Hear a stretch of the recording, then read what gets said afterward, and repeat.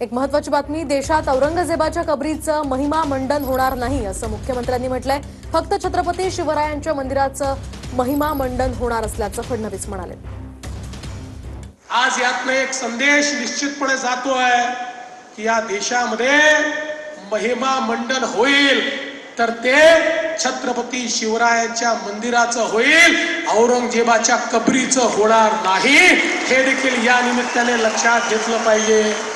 आज हे ठीक आहे, खरं म्हणजे त्या औरंग्याची कबर कशाला हवी, परंतु आपल्याला देखील कल्पना आहे की एएसआयने त्याला 50 वर्षापूर्वी संरक्षित म्हणून अशा प्रकारचं त्या ठिकाणी स्थळ म्हणून घोषित केलेलं आहे आणि म्हणून त्याचं संरक्षण देखील करायची जबाबदारी ही राज्य सरकारवर आणि केंद्र सरकारवर येऊन पडलेली आहे।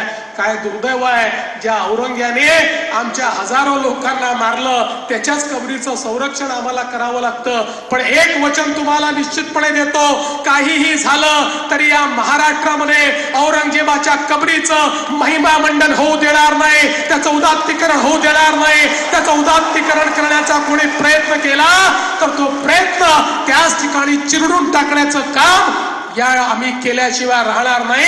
हे वचन छत्रपती शिवरायांच्या या मंदिराच्या समोर आपल्या सर्वांना मी देतो।